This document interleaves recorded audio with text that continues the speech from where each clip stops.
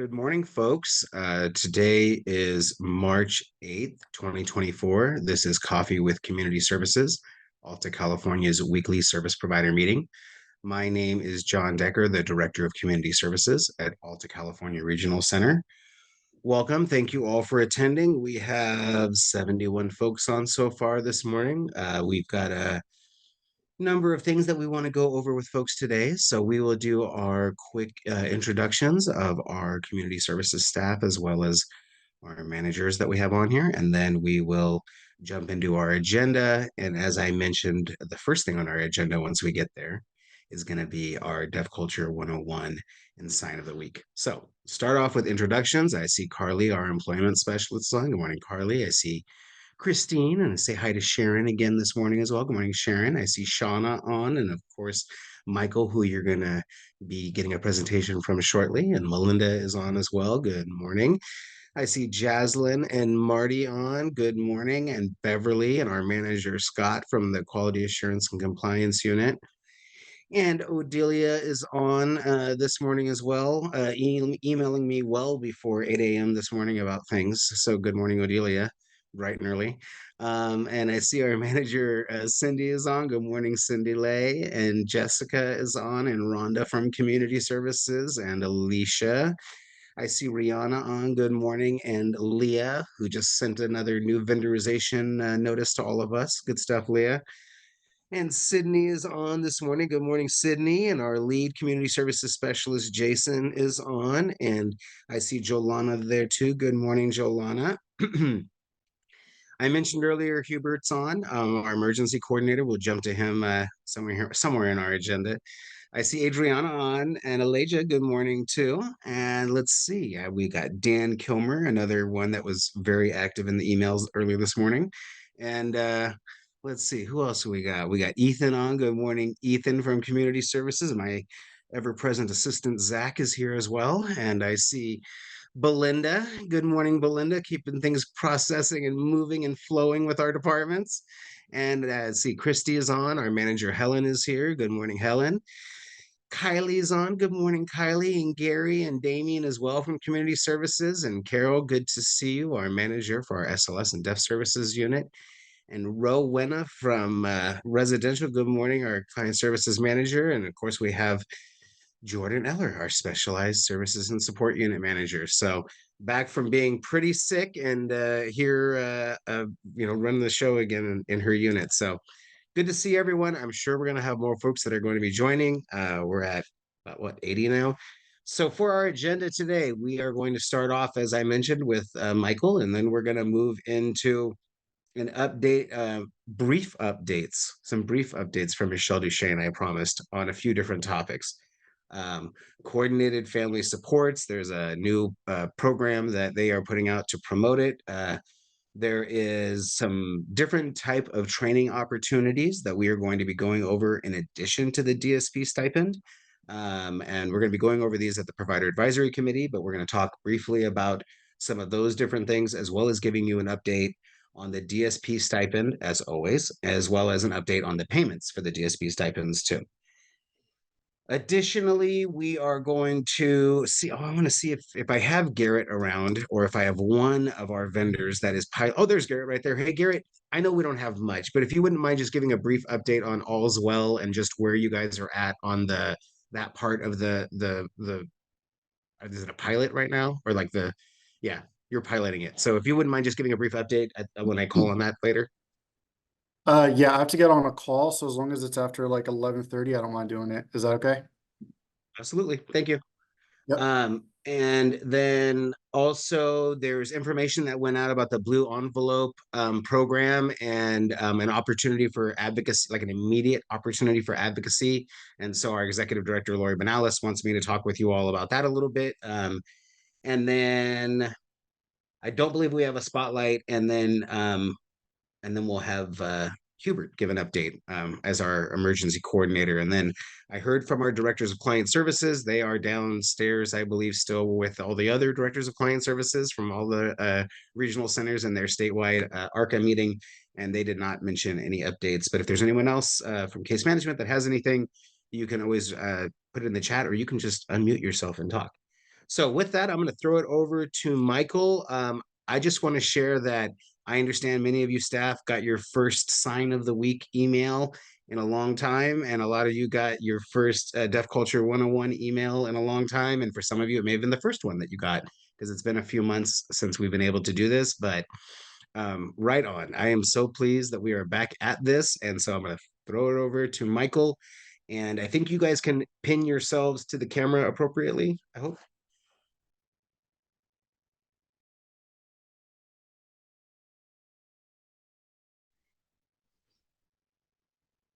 Okay, excellent. Yes, I want to say thank you for allowing me to provide this presentation today. I'm very excited. My name is Michael. I am the Deaf and Hard of Hearing Specialist Coordinator, and I'm here to make sure that deaf and hard of hearing individuals are successful as we go through these meetings and make sure that everyone here in this meeting understands our culture and our needs. So I'm thrilled to share this information with you. So you may know Deaf Culture 101 is very extensive, and there's been a lot to learn about the deaf culture, which has been ongoing. And this week we're picking one topic, and that is interpreting. And so I'm showing the sign. So we have this hand shape, and we use what we call the F hand shape. Let's do this together. I do want to see everybody do this with me. So we're going to do the sign for interpreting. Start with your hands here. Bring your thumbs and your index finger together. This makes the F hand shape. If you're right-handed or left-handed, you will use your right hand dominant, which will then turn this way.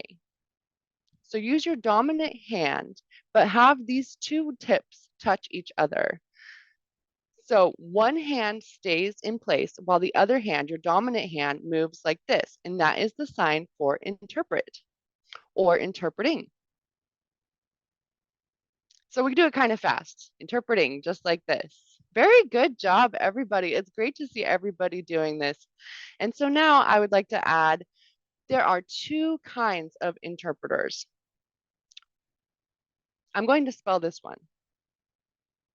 We have the ASL. Go ahead and do this with me. Here's ASL.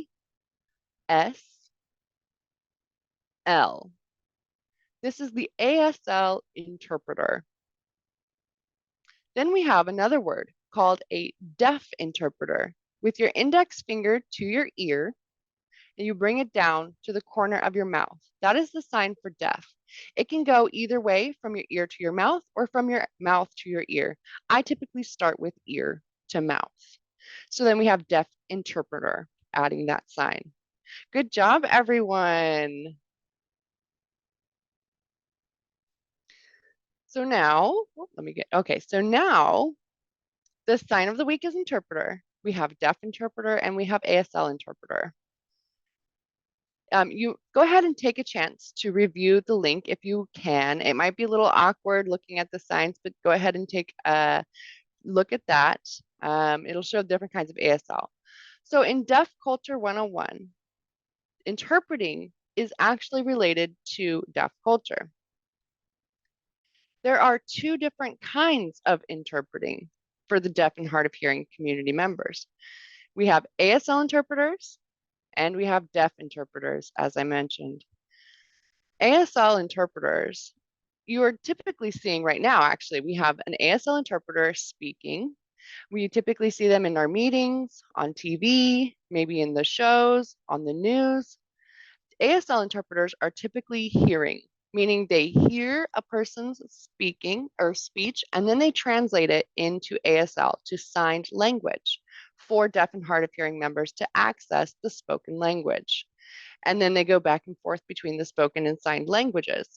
An ASL interpreter typically learns ASL as their second language.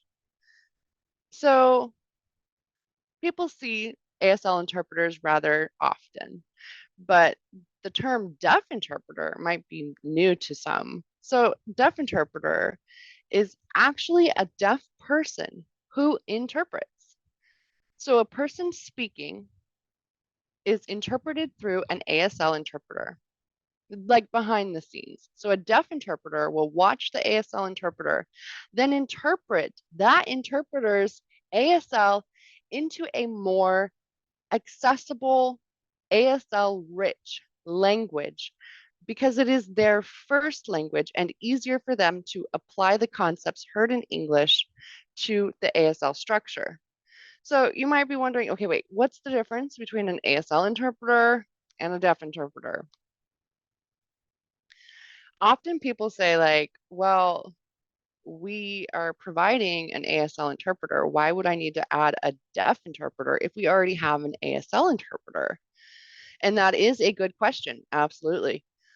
So most of the time, the deaf and hard of hearing person would ask for a deaf interpreter, maybe to say, for example, add a level of understanding because the deaf interpreter has the ability and specialty to take down language barriers, include the cultural background context, and meet the needs of complicated communication or to simplify complicated communication to make it more accessible. And so it is crucial for the deaf and hard of hearing community to have access to deaf interpreters for two reasons. It is an enhanced mode of communication. The deaf interpreter will make sure that the interpreter that the information they're getting from the interpreter in ASL is actually expanded upon and explained more in depth using the visually accessible language that is more understood by the deaf community. This is often applicable in court situations where a deaf person may be nervous and may not be familiar with the formal vocabulary used in the courtroom. So a deaf and hard of hearing individual may misunderstand an ASL interpreter and then respond erroneously in court, which could cause a guilty verdict due to misinformation or just simply not understanding the question, which is why there's a benefit to having a deaf interpreter there who can actually adjust the language needs to add expansions, explanations in a comfortable, visibly accessible language that will reduce the chances of misunderstandings and provide accurate information and provide an accurate response. Secondly, the deaf interpreter has the ability to adapt to the language needs of the deaf person. They can assess all kinds of backgrounds to language needs, whether it be in an educational setting. Maybe a deaf person was deprived of some education and has some issues with communicating.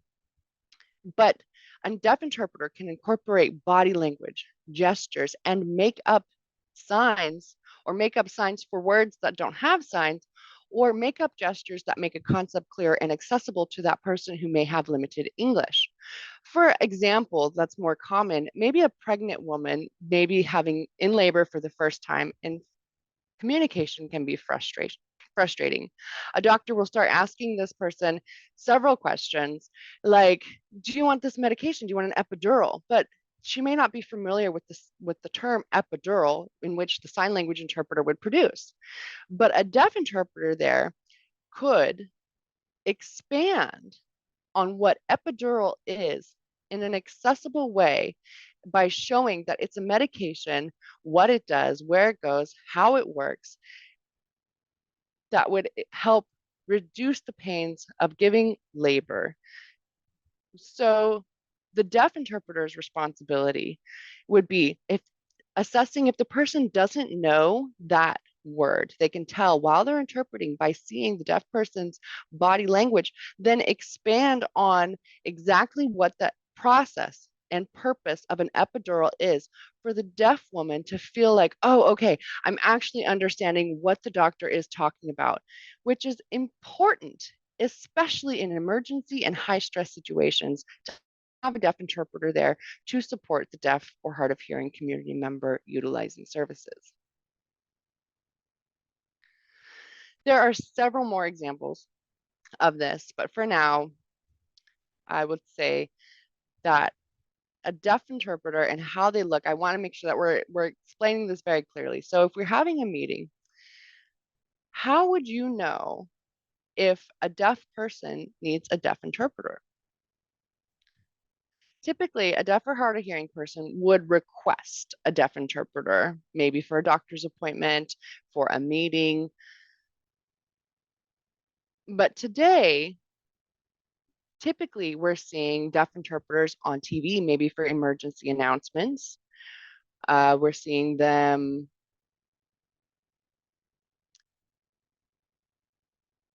so I'm sorry. Typically, we're seeing that the deaf and hard of hearing member utilizing interpreting services is requesting services. However, there are often times where a deaf person may have an additional disability, or maybe they're deaf blind, in which case a deaf interpreter may be requested, or it may be observed that it would be appropriate for them to be within the interpreting situation.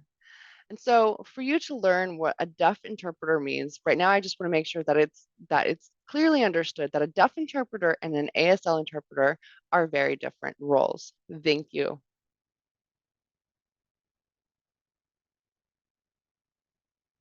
Excellent. Thank you very much. So I'm just going to start with the questions and then we can go from there for folks that want to have questions.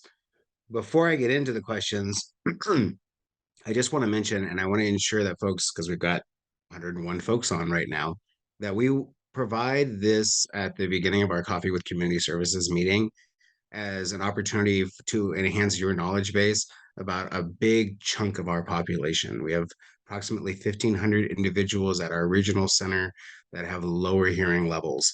That's a lot of individuals, and those are just the ones that have so far been identified. So, with that being said, those of you that employ staff that may be interested in getting this information and these updates, I want to please encourage you to connect with Michael. Make sure that we know which staff want to attend, and that if there was for some reason we had a cancellation or anything like that, we want to make sure folks know as well. Because again, this is also not only an opportunity for many of you at a management or ownership level within a lot of the companies throughout our area, but many of you may have direct staff that might benefit from these updates, the interpretation that goes on, from the updates. So just wanted to throw that out there first, that is something that's available. Michael, as you were sharing about this whole discussion, the what I thought of was that, for people that already have, challenges that with developmental disabilities and being able to express themselves, having a deaf interpreter as opposed to an ASL interpreter seems like it would be so much more appropriate if you're serving an individual that also has developmental disabilities as well, to ensure that there is a level of comprehension that's going on with the discussion.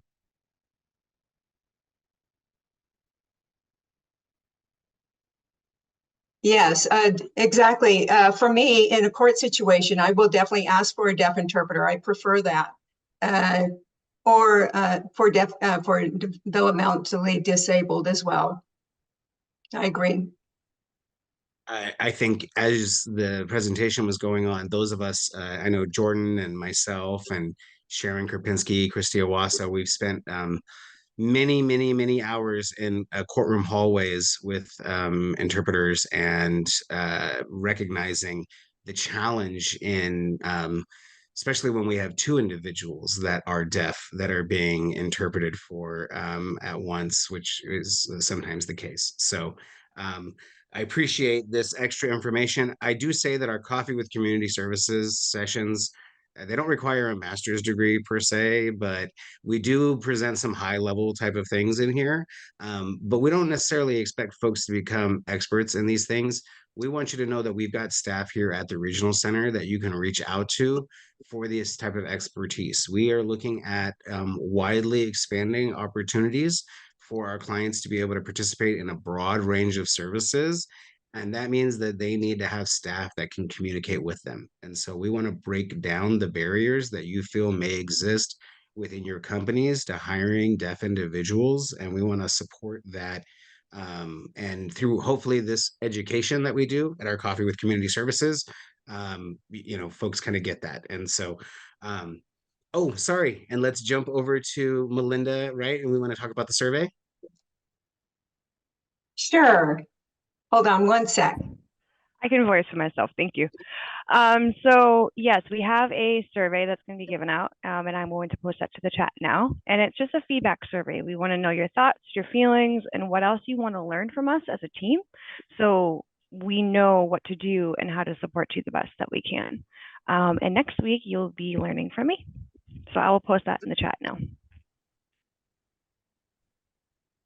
Thank you. Again, the sign of the week is very important. I know you saw us all practicing it here. That is a little bit of the culture of this meeting, is that I do like it, especially for those staff that work all around Michael and Melinda, to be able to communicate and know these things. So I appreciate everyone participating in that.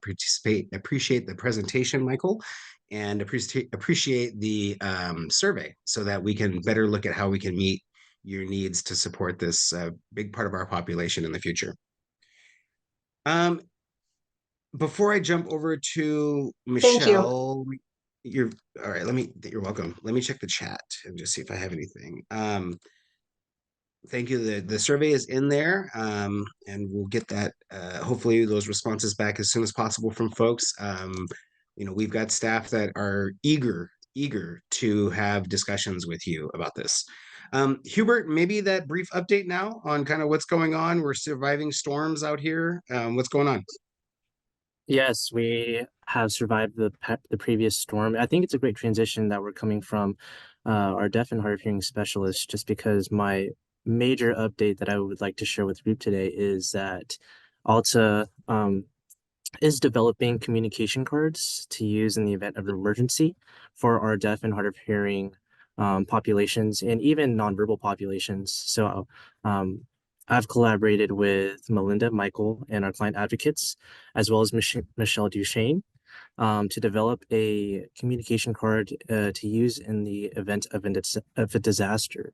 So different prompts that will be used on these communication cards include medical needs, feelings, basic needs, support needs, and then support systems, and what has happened to your home, just so that Have you in the event drafted that, them, Hubert? Have you drafted the cards?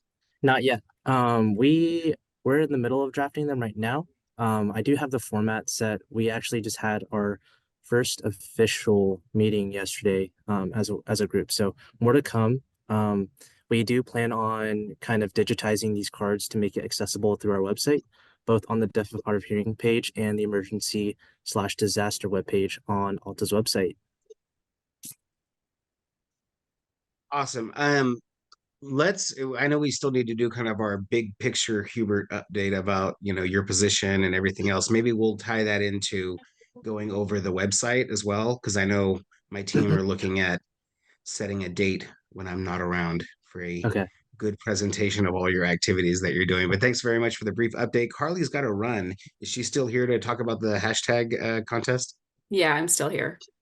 Right on. Okay, and then can I share my screen? I cannot. Can you give me permission? Thank you. Okay, so we have started this hashtag contest. It has already gone out. We've gotten loads and loads of wonderful suggestions. So we are going to be launching our DSP collaborative, or I don't know if I'm even supposed to say that, John, I'm sorry. Social media. You are. Go right ahead. Okay.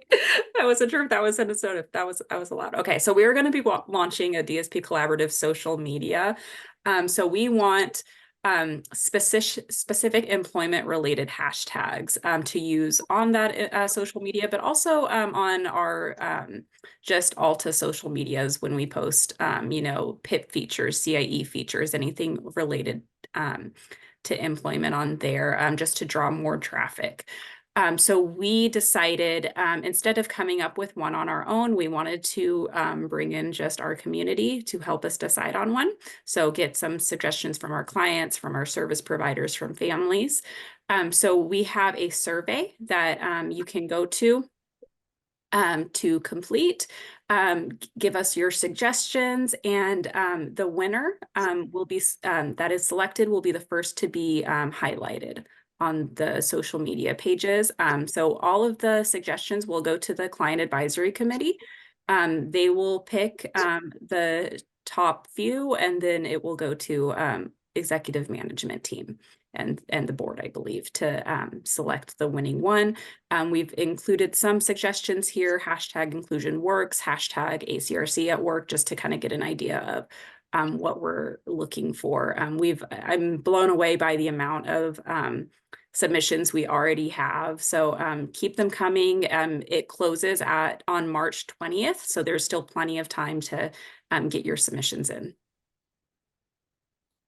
We can drop this flyer in the chat, right, for Yep. folks? So we'll do that. Absolutely. And then, as Carly mentioned, so we've got a number of activities going on with the DSP Collaborative. And before she's got to run, let me just give a quick update to folks. So we did get into a additional contract to support the DSP Collaborative website's expansion statewide. The plan is that we are strengthening the database that underlies the DSP Collaborative website, which is the job board, in order to allow for even more utilization of that. We also wanted to get that contract done and then develop a social media plan for the social media to support the DSP Collaborative website. And so Gary, Carly, and I are going to be having very regular meetings as we work at getting this off the ground, along with Valley Mountain Regional Center, and making sure that we've got a lot of content pushing towards the DSP Collaborative meeting. And I will share that the new executive director at Valley Mountain Regional Center and our executive director, Lori Benales, and Tony Anderson at ARCA all met yesterday regarding the DSP Collaborative as we get ready to schedule our next big meeting. So I know I just saw Michelle popped into the chat there about it, and I'm sure Garrett's probably wondering as well. And I don't know, others that have been part of this collaborative are probably wondering what the next step is. But yeah, now we have a new leader at Valley Mountain, and she's been briefed by Lori and Tony about the status, and we're plowing forward with more DSP collaborative opportunities. Real quickly, Carly is continuing, as I just mentioned, like she's now going to be working on the social media aspect of this too. Carly, can you please give me an update on the reporting back from the Sierra College Job Fair and where we are at? Since of the 105 folks that we have on here right now, I'm sure a number of them were at the job fair. We have almost everybody. I think the ones that we don't have are probably not people that are here at aren't the ones who are coming to Coffee with Community Services. But I am doing, direct reaching out, but we have pretty much everybody. So you guys can expect for that. This is my plug now to not give you information here, but give it to you at the Provider Advisory Committee meeting on Thursday of next week. But I foresee that would be a good place for us to give an update to everyone on what the DSP Collaborative status is, and then also whatever updated Carly's updated numbers are as well for the responses from the job fairs. So that would be a plug for our Provider Advisory Committee meeting next Thursday at Alta. I don't know if I want to go. Is Garrett? Garrett, are you available, or should I go to Michelle Duchesne first? Garrett is available, and Michelle Ramirez. I think you got these emails as well, but I'm not sure. But I just asked Garrett if he could just give a brief update on where his company's at with the pilot for the DSP internship and the All's Well stuff. So Garrett, I will throw it to you, sir. Yeah. Do you want me to do the little preamble of what the DSP internship is, or do you want me to just If jump you wouldn't in? mind real quickly, and then just always, if you could just repeat what you do too. Yeah. So I'm Garrett Broadbent. I'm the CEO at Creative Living Options. We do supported living, and our main office is here in beautiful West Sacramento, right here in the Alta catchment. The DSP internship, can I share screen? Yes. No, I can't. That's okay.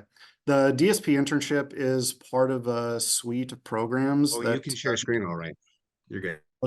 What's that? Share away. Oh, can I now? Nice.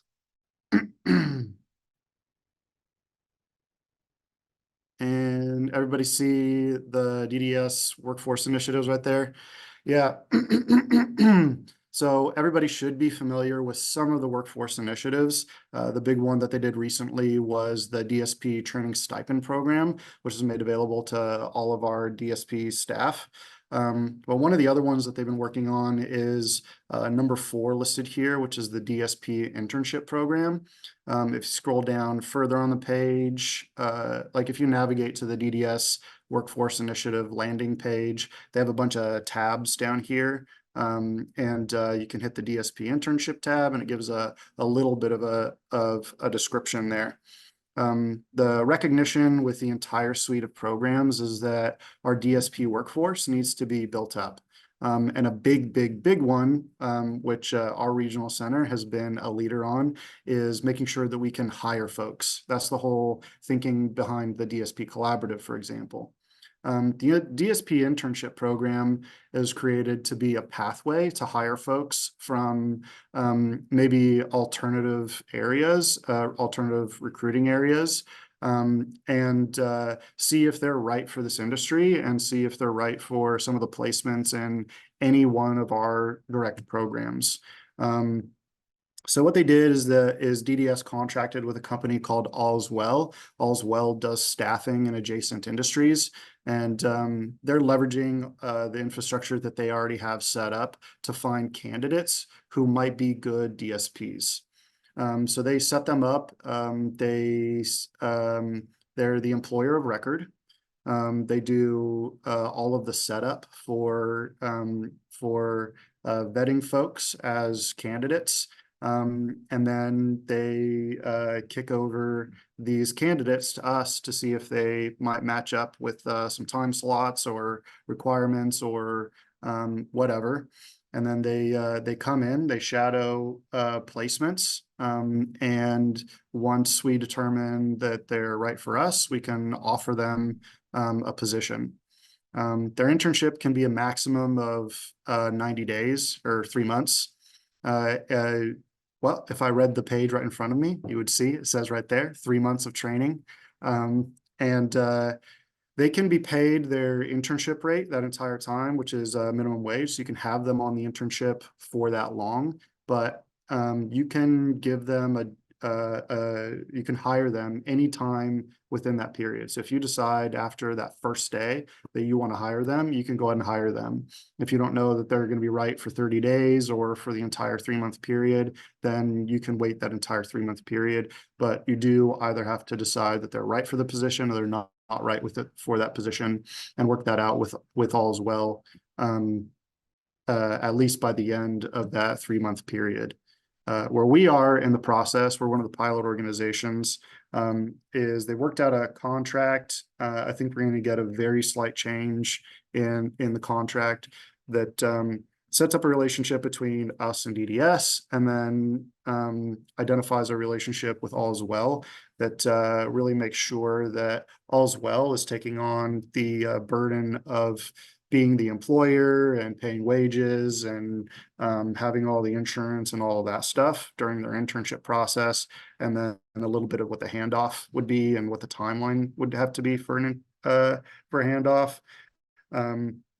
We've identified how many positions we have available, so how many placements we have, identifying who's going to approve time cards and what the communication is going to be like with All's Well. We have an appointment with them at 2 o'clock today, and so we'll hash out some of those more minor details, I imagine. But I expect that that within this next week we'll start looking at candidates. Does that hit all the high points, John? Absolutely. Thank you so much. That was perfect. And again, I appreciate that our service providers are out front, putting the work in to try to operationalize this for the entire state of California. Real quick, John, can I make a plug Yeah, go for ahead. the survey I did last week too? Yes, please do. Are you able to put it in the chat? Yeah. Okay, thank you. Yeah, so I'm also a member of the Provider Advisory Committee, which is the advisory committee of providers to the board of directors for Alta. And one of the committees we have is a vendor relations committee. And that's the committee that does back and forth with John's team and with the client services side as well, with Jen and Michelle's teams to figure out how we can collaborate and leverage the areas where we're really working well together to also improve in other areas. In order to do better collaboration with the regional center, it's helpful to know from all vendors how things are going and what's working well, and maybe areas that we could focus on to improve things. So if you don't mind answering, some of you saw this last week, but there's a lot more people on this week. Those who haven't completed the survey, if you don't mind clicking on it, it's just 4 questions. 2 of them are multiple choice. 2 of them are, I can still share my screen, so maybe I can go over here. Yeah, I think and- we shared it last time too. So yeah, it's an easy survey, guys. I gotta switch my tab here. There we go. It's good. So if you've used one of our resources that we developed, positive aspects of your relationship, what you think we should focus on, and then a question about vendor fairs and vendor fora, if you've attended those or if you'd like to in the future. We've heard some positive things. So, yep, it should only take like 3 or 4 minutes. Please fill it out. It's really helpful for us. Thanks, John. Thanks, everybody. Awesome. All right. Thank you very much. So 2 things. One, any questions that anyone has about the DSP internships from what Garrett provided? And then the second one is if anyone had any questions about the survey. Again, as a reminder, the survey results go directly to the vendor advisor provider advisory committee. Excuse me. So many people call their committees different names. Our provider advisory committee are going to be the ones that get those results. Thank you for that. I guess we can stay in the same vein, Michelle, about the workforce initiatives. And so just briefly about the bilingual stipend.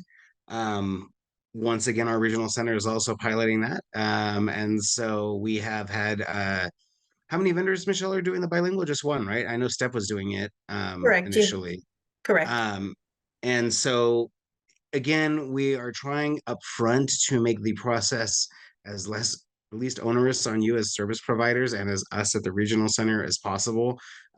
Again, the DSP stipend was a challenge getting off the ground because of the way it was implemented. And so DDS has really been going back and forth with the regional centers, and Michelle Duchesne will be involved in part of the process that is going to be going forward here statewide to ensure that we don't have some of the challenges that we faced previously. So that's kind of where we're at with bilingual. I'll just say that with having Michelle in that position, that we'll have a great opportunity to also receive feedback from you all as it relates to any issues with the bilingual stipend. And let's go to our DSP stipend, Michelle, first. And then if you could just give folks a little bit of a preview of some of the other new things that we have. Yeah, of course. Let me share my screen. Hold on 1 second. Oh my goodness, I have so many things to share. Let me. All right, are you seeing the numbers? It looks great. Okay, perfect. So just a little update on our DSP stipend. Right now, the state is currently at 49,308. So that's up about 300. 300 and about 70 or so, or 90, or excuse me, 80 from last week. And just wanted to share Alta regional numbers. It looks like we went up 8.7%, and we are at a total of 9,062 trained DSPs, so trainings. So that is showing that we have about 1,020 more DSPs trained in our catchment area than any other regional center. So good job. Thank you guys for continuing to push this and share with your DSPs. We are continuing to go to our job fairs, sharing them at vendor forums, and letting everyone know about this. So as far as an update on payments, we do have our last payment for the DSP stipend went out on the 6th of March, and it was approximately 615,000 that was processed over to our DSPs and our providers. I would just real quickly, I won't use the same wording that I used privately with my managers this morning about my my pleasure over having these numbers continue to be so high and you guys just continually to perform as service providers. But again, we hit 9,000. I think we can get to 10,000 as a community, and I'm so proud because again, it means people are getting trained to serve our folks, and it means money is going into the pockets of DSPs that are struggling. And so right on. All right, Michelle, and people are getting paid. Accounting's putting the money out too, right, Michelle? Yes, yeah. And so moving forward with our other work, our other initiatives as far as our stipends that are going on, I am going to be drafting up an infographic for you guys to share in the next week or so, and hopefully also at PAC of just kind of what those look like and some information. We do have the CFS stipend as far as the implementation incentive payment. So we just received that. That was issued March 6th. And what that looks like at this time, we're connecting with accounting and the process for the reporting requirements and all of that I will share with you when we have some further information and some more procedures in place.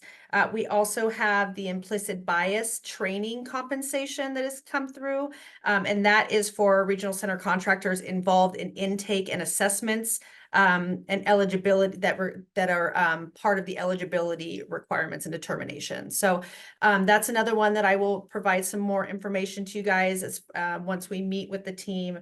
And again, the bilingual, we did have pilot with a one program. DDS has reached out to us and asked that we add an additional 2 to 3 to that program. So we will be reaching out to some vendors to see if they're interested in piloting with the new process that they're slowly rolling out. And they just ask that whoever those vendors are, if they just be a little bit patient as, you know, we're these pilots and trying to get these in line. So more information on all of that, I'll make sure to share and get anyone's feedback at that time. There's a lot of these things that are going on right now, and it's a little bit hard to track because some of them are for some categories of service providers and others aren't. So Michelle and I are going to be, by next Thursday for the PAC meeting, we're going to have a little one pager that just outlines, like, here's the DSP stipend training and here's that. But here is the implicit bias one. Here is the early start one that is available so that folks are familiar with the different ones that we have. So we'll be putting that together in a one-page document for Thursday's PAC meeting, just to kind of illustrate to folks some of these things that are going on that sound similar that aren't. All right. Thank you very much for that. Any questions? Let me check the chat and see if we have anything. All right. No. Okay. Right. So let me go over real quickly. I want to touch on the blue envelope program. All right, I'm going to share my screen. This is a advocacy opportunity. This I don't know who's aware of this. I don't know. I see Mayra's on here from R&D. I don't know if she's familiar with this. This is going in front of, are you guys seeing it says Assemblywoman Kate Sanchez at the top? Yeah, thumbs up, someone? Sorry, can't hear anyone. All right, there we go. Thank you, Belinda. All right, so this is in brief. AB 2002 would create the Blue Envelope program to serve as a communication tool to better facilitate interactions between law enforcement and individuals with disabilities during traffic stops, emergencies, and other routine service calls. This voluntary program would allow participants to request from the Department of Motor Vehicles a blue envelope that could hold their license and registration and contain information that would notify law enforcement personnel and the presenting individual that the presenting individual may have specialized communication needs and or require reasonable accommodations. All right, I'm going to stop sharing my screen real quickly and talk about this. So this is going in front of the Transportation Committee for the Assembly. That is not our normal group of people that we go in front of, though we recognize some of the people that are on there. So in our case, locally, Cecilia Aguiar Curry, who's from my area and serves our Yolo County, is on the Transportation Committee. I will just tell you from my experience, some of you may be aware, but I worked at the district attorney's office before I came to Alta California Regional Center. I used to be a victim advocate for domestic violence victims and worked with Sharon Krupinski, who was Alta's victim advocate all those years ago. and still is, strangely enough.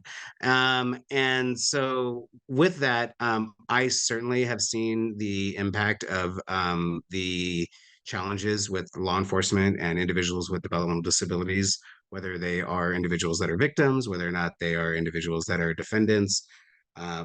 Christy Owasa, Jordan, others here have supported hundreds of our clients that have gone through the criminal justice system. Sharon has, Isabel has, Megan has.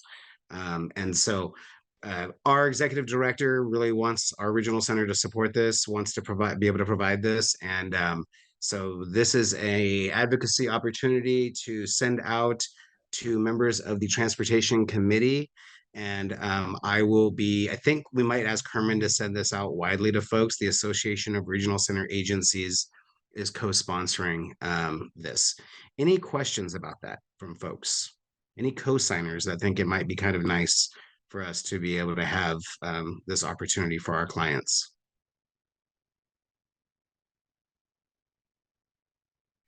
All right, so we will send that out to folks and they will be able to send, there's a form letter that we also have if folks want to send an advocacy letter to one of the members of the committee for that too. So we have that as well.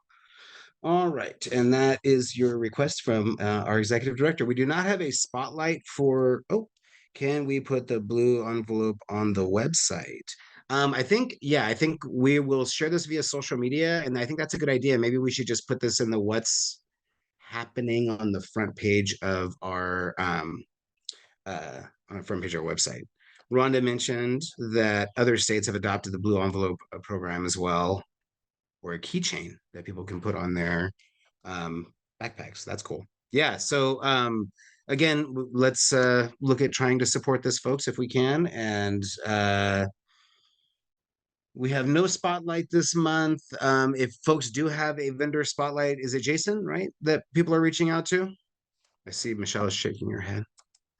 So people just email Jason, please, and we'll make sure that Jason's email is in the chat there. If anyone would like a vendor spotlight, I know that we've got so many new vendorizations that are coming through right now, and very busy staff. So yeah, let's do that. Let's make sure that we get a spotlight for one of our new service providers that's on here so that we can learn about you all. One thing is nice too is if you as service providers have an opportunity to go out to conferences and things like that. I see on the 5th page of my screen with the camera off, I see Paloma on here, who was from Aviana, who was at the CalTASH conference over the weekend, last weekend. And so just want to encourage folks, if you do have opportunities to get out to places like CalTASH, which was held right across the street from Alta California Regional Center. They did their Self-Determined Life conference, and there was a fantastic group of speakers. And I shared with folks last week, because I took a break from the conference to come do coffee with community services, but I was able to attend on Saturday as well. And we don't have anyone, I think, from the Mine Institute or from Redwood Seed on that's right now, but one of the students from the Redwood Seed program, Olivia, did a presentation about how she's been able to utilize the self-determination program to participate in the Redwood Seed program over at UC Davis. And she talked about her experience of coming from San Gabe Pomona Regional Center area, up to the Davis area, and really embracing that program. And Olivia was the one that was the first person to get Department of Rehabilitation, DOR funding for that program at the UC Davis Redwood Seed program. And she's also the I would say the trailblazer. She's the one that, participated in intramural activities on campus, like immediately as soon as she enrolled, that made us kind of overcome a lot of HCBS concerns that kind of existed. Once we knew what her experiences were like doing her internships that led to jobs, it made us feel a lot better about like the opportunities that could be available there. And it really led to us vendoring that program for to benefit dozens and dozens of more students throughout the state of California. So she gave her presentation at the conference, and this is my 3rd year in a row listening to her speak as a student enrollee, and it is amazing seeing her growth over the last 3 years. and her move from living in the Reagan dorms on UC Davis's campus to then moving out to an apartment her junior year, and what her experiences were like, and how she wants to move forward and become a self-advocate and get, you know, the same type of job anyone else like us would like to have when she's done with the UC Davis Redwood Seed Program. So all that being said, it was a fantastic representation of what you as service providers can put together and get vendored with us at a regional center. Unfortunately, Beth Worker, who worked so hard with Carly and others at the regional center here to get that program vendored, was not at the CalTASH conference, but we gave her a lot of props because it is not easy. Some of you know, getting vendored for things that have never been vendored before by regional centers. And they really have created something to be proud of there at UC Davis with that program, and a real example. So being able to hear their students again year after year speak and tell their story, and just seeing the personal improvement for an individual that was looking for more opportunities for independence was pretty awesome, pretty powerful. And again, not all of us have the ability to go to these conferences and participate in these things, but when it's a representation of you guys as service providers, I had to tell some of you guys know Peter Mendoza locally, or Lisa Cooley locally, or Sheridan Nicolau from State Council. I had to go tell them I could not attend their session because I had to go listen to Olivia talk about the Redwood Seed Program. So again, just shout out to you all as service providers trying to find innovative ways to really enhance opportunities for our clients, and a cool way to also use SDP as well, because she was really able to talk about, she talked about firing her first job coach, which was awesome. That's a, when you have someone talking about that and they feel comfortable about it in front of a bunch of people, especially a bunch of service providers that were at the conference. Yeah, it was great. So just want to plug for that. I think next week, Scott will give folks a little bit more of an update on where we're at with HCBS, and talk about a little bit more in depth about kind of what these HCBS reviews look like. I know we want to give a plug for I think I already did, for the upcoming Provider Advisory Committee meeting. That is next Thursday. I know Lindsay put the information in the chat next week, and you're welcome to go on our website and you can pull that information out too. On our website, I know I always talk with you guys about the upcoming events calendar. There is a lot of activities that are on there. We spent quite a bit of time last week going over it, as we do always. We don't have a ton of stuff from the Department of Developmental Services right now, but again, I just cannot, minimize that. There's a lot of effort that goes into getting all of these activities on here. So we are looking at doing some rescheduling of our town hall meetings. And I will say we were pleased to see that the person that runs our Yolo County Town Hall Partnerships was just elected to the Board of Supervisors in Yolo County. So it looks like we are going to have a great continued partner with Sheila Allen out of Yolo County, and her activities with our DDID Aging Caregivers Task Force. So again, this is a plug and a reminder. Please check out our events calendar for all of our upcoming activities. We do have our board meetings coming up. We will be discussing this month Rhonda's 2 projects. Rhonda, real quickly, do you want to let folks know what we're going to be talking about with our board this month? Which 2 projects?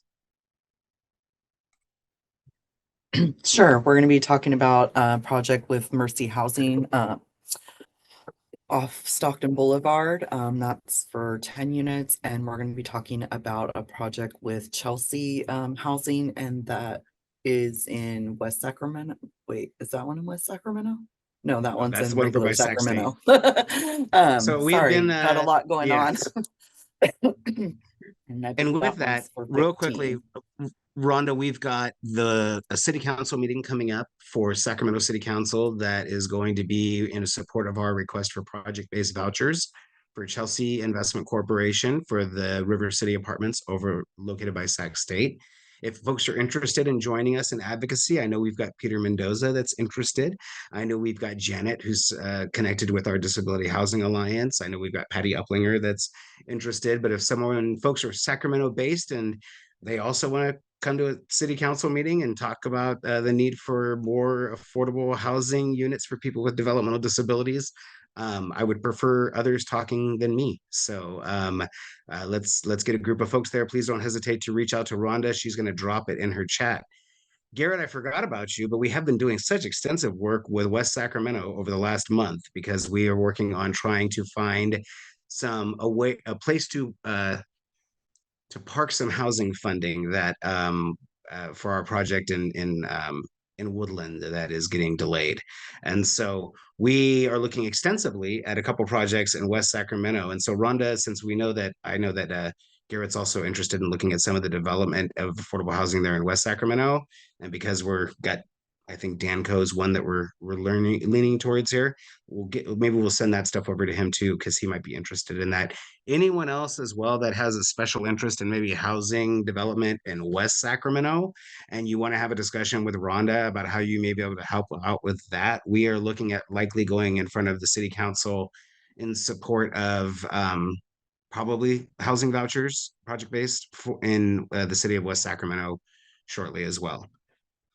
We need to give more updates on all the housing things that Rhonda's doing right now. It is a full-time job and a half, just her stuff. But right now, those are the big, like, imminent things, is that we've got some maybe possible city council support and others for some upcoming projects. So if you come to our board meeting at the end of this month, you will hear that description of the board contracts for Mercy Housing and for Chelsea. And for Mercy, we've been wanting to get into contract with them for years on this project. And so this is a great opportunity to work with a very large developer that wants to do more with people with developmental disabilities. They've been working with our partners, Turning Point Community Programs, for years. And so this will be a great partnership for the Regional Center. All right. Rhonda's got her stuff in there for the upcoming city council meeting. You guys, again, will coordinate in advance of all of this stuff. We don't, we want to make sure folks are aware of what project we're talking about, etc. I want to, again, shout out the fact that we have brought back our Deaf Culture 101 and our sign of the week. And so thank you all very much for that. I appreciate everyone's attendance today, and I hope everyone has a great weekend. All right. Take care, folks. Bye. Good job, Michael.